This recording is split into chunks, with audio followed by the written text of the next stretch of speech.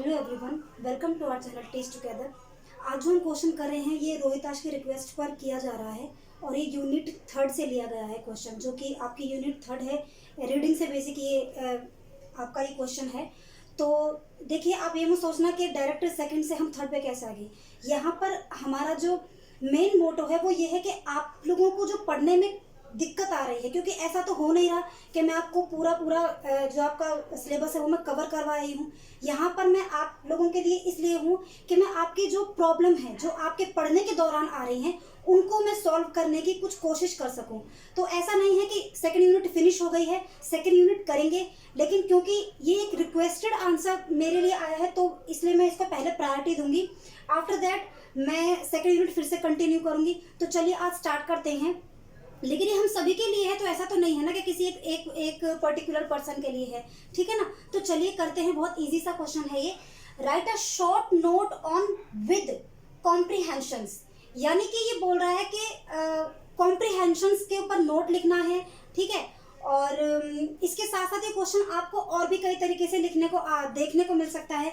जैसे कि ये आपको आ सकता है, what is reading with comprehensions, यानी कि कॉम्प्रीहेंशंस को लेकर अगर हम रीडिंग की बात करें, जो आप कॉम्प्रीहेंशंस पढ़ते हैं ना, जिसको आप गद्यांश बोलते हैं, वही कॉम्प्रीहेंशंस कि अगर हम कॉम्प्रीहेंशंस को पढ़ते हैं तो इससे इसका क्या आशय है, ठीक है। इसके साथ ही आपको ये और भी कैसे देखने को मिलेगा, ये मिल सकता है। What is reading comprehensions, right a short note on global and local comprehensions, ठीक है। तो ऑल टुगेदर ये एक ही आंसर इसका बनेगा, ठीक है। तो मेन जो इसका क्वेश्चन बनेगा वो इसी तरीके से आएगा। What is reading with comprehensions, के कॉम्प्रीहेंशंस को पढ़ने का क्या मतलब है, क्या अर्थ है, इसको कैसे निकाला जाए। देखिए, पहले थोड़ा सा इसका बेसिक समझिए। जो आप लोग जो रीडिंग करते हैं, ठीक है, अगर मैं आपको हिंदी तो आप सबको ही आती है, ठीक है। हिंदी में अगर मैं कन्नड़ लिखूं, जो आपकी व्हाट्सएप वाली लैंग्वेज होती है ना, वैसा ही कुछ मैं करूं, हिंदी लिखूं और उसमें मैंने कन्नड़ लिखा हुआ है, तो आप उसको पढ़ तो सकते हैं, लेकिन क्या आप समझ सकते हैं? Of course not. तो कॉम्प्रीहेंशंस विद रीडिंग या फिर रीडिंग विद कॉम्प्रीहेंशंस का मतलब यही है कि आप जो पढ़ रहे हैं वो आपको कितना समझ आ रहा है, आप उससे कितने अवगत हैं, कितना आपके माइंड में बैठ रहा है और उसमें लिखी हुई लाइनों से आप कितने ज्यादा फेमिलियर हैं, ठीक है। तो बहुत इजी सा आंसर है, बहुत अच्छे से आपको समझ आ जाएगा। मैं यहाँ बोलती हूँ, आप इसको स्टार्ट कीजिए लिखना, ठीक है। चलिए स्टार्ट करते हैं। सबसे पहले आप लिखेंगे इसका मीनिंग, यानी कि मीनिंग की आप हेडिंग डालेंगे। जब आप यहाँ आंसर करेंगे ना, तो यहाँ पर आप पहले मीनिंग की हेडिंग डाल देंगे, ठीक है। चलिए आगे लिखिए। Reading with comprehensions means that reader must be able to understand the content matter, okay. For this the reader should be able to establish proper connectivity of words within a sentence. He should have ability to understand the meaning of words, relation between words and the idea. आगे लिखिए। He should also able to infer की spelling क्या है यहाँ पर? INFER. Infer the gist. Gist की spelling क्या है इधर? GIST. Gist. Gist of the thought contained in the written material. Okay. अब एक लाइन छोड़कर आप दूसरा पैराग्राफ लिखेंगे और थोड़ा सा उस पर थोड़ा स्पेस डालकर, ठीक है। आगे लिखिए। There can be many type of activities in the classroom to develop interest for reading in the students. For this textbook can be a good source for the teacher. However, beyond the textbook material will be much more interesting for the students. Example, simple story may be referred by teacher for providing beyond the textbook reading experience to the students. ठीक है, आगे लिखिए इसी के साथ ही। The teacher should see to it that material for reading is suitable to the level of the class. He should also explain the meaning of the content so as to create interest in the students. Each student should be provided with an opportunity to read. Opportunity की spelling लिख लीजिए, OPPORTUNITY, okay. अब आगे लिखिए इसका जो third paragraph है। By reading we do not mean only going through the written material. By reading, we simply mean that one should understand the meaning contained in the passage. ठीक है, आगे लिखिए, loud reading or silent reading, the student may find some difficulties regarding meaning and pronunciation of some words, and it is the responsibility of teacher to remove all these difficulties. ठीक है, आगे लिखिए, आगे क्या लिखेंगे? The word comprehensions sometimes is taken or understood in narrow sense by some persons. For them it means simply, यहाँ पर simply की जो स्पेलिंग है जो एक बार और भी आ चुका है, SIMPLY, यानी कि साधारणतया. ठीक है, simply to write some answers to questions based on a paragraph. This is altogether a wrong notion. Actually, the word comprehensions means reading with meaning. Good reading is that in which a student learns or understand what he is reading. ठीक है, अब आप last paragraph लिखेंगे इसका.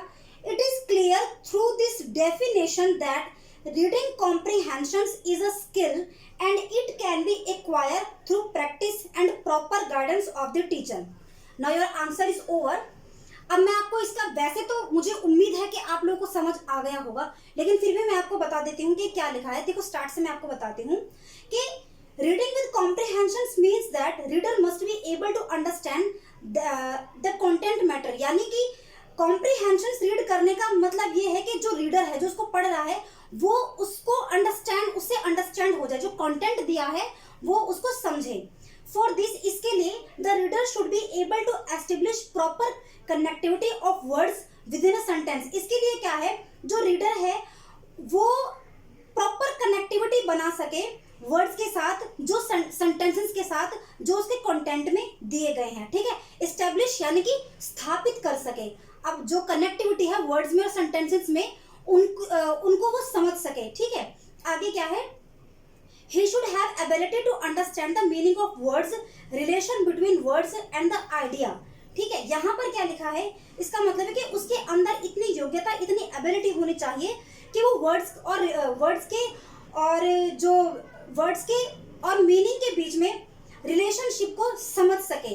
ठीक, आगे क्या लिखेंगे, he should also be able to infer यानी कि निष्कर्ष निकालना, infer the gist of thought, gist यानी कि सारांश, यानी कि वो जो स्टूडेंट है उसको इस लायक तो होना चाहिए कि वो जो भी उसका सारांश दिया गया, यानी कि जो गद्यांश दिया गया है, ठीक है, वो उसका निष्कर्ष निकाल सके.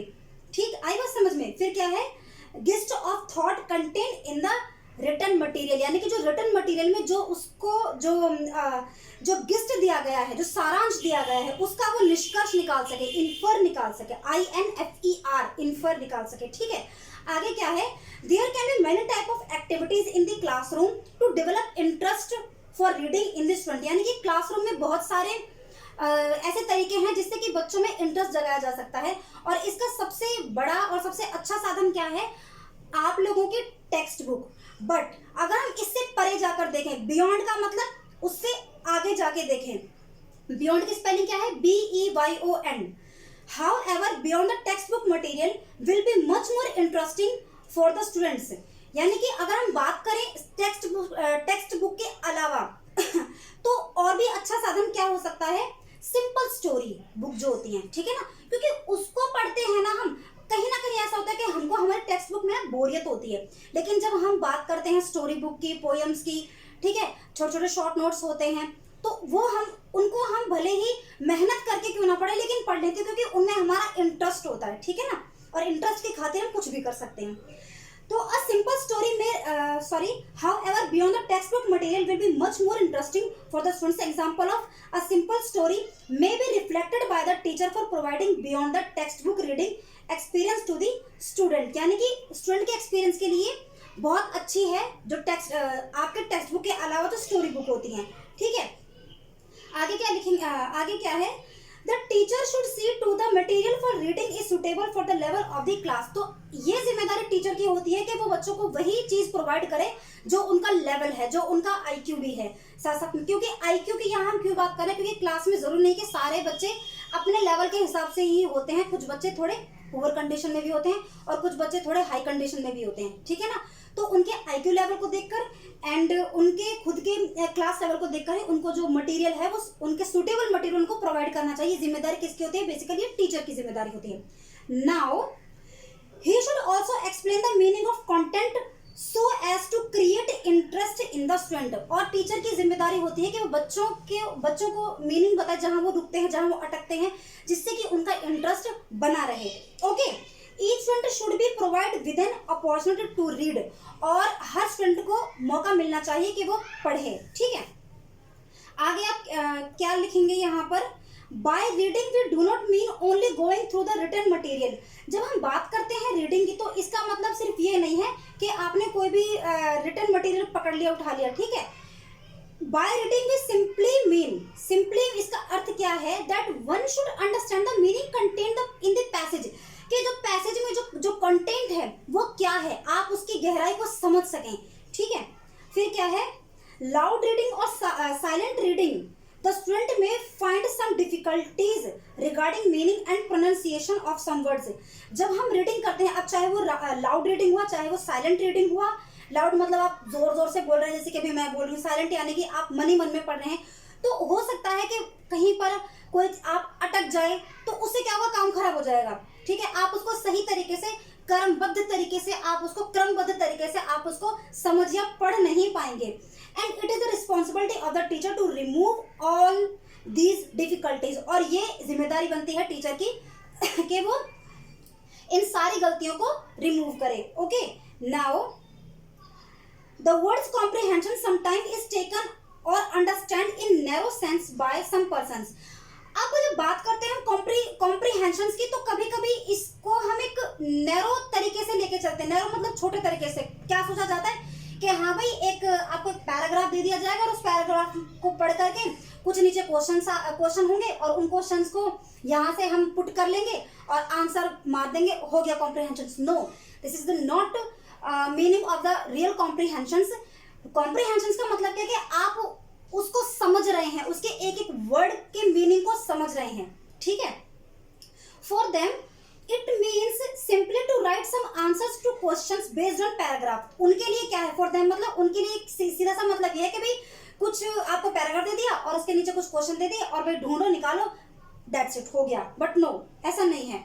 This is all together a wrong notion. ये जो तथ्य है, नोशन, NOTION, ये जो नोशन यानी कि जो तथ्य है या फिर ये जो सोच है या फिर ये जो विचार है, ठीक है, ये गलत है।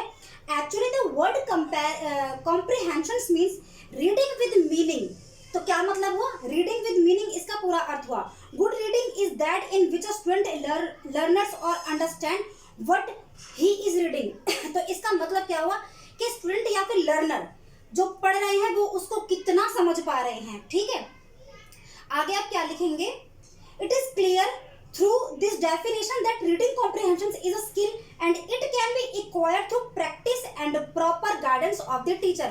तो अब आपको इस जो ऊपर जो परिभाषा दी गई है उससे आपको समझ आ गया होगा कि ये एक स्किल होती है, और अगर ये स्किल है तो ये आप इसमें कैसे दक्षता हासिल कर पाएंगे, जब आप इसकी रेगुलर प्रैक्टिस करेंगे और अपनी गलतियों को अपने टीचर की सहायता से सॉर्ट आउट करेंगे।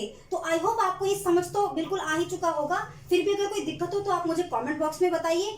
और जिस प्रकार से आज आपने मुझे ये टॉपिक बताया, और भी कई बार आप लोग मुझे बता चुके हैं, तो आप ऐसे ही मुझे टॉपिक्स बताते रहिए ताकि मैं आपके जल्द से जल्द और सही समय पर मैं आपकी सहायता कर सकूं, हेल्प कर सकूं।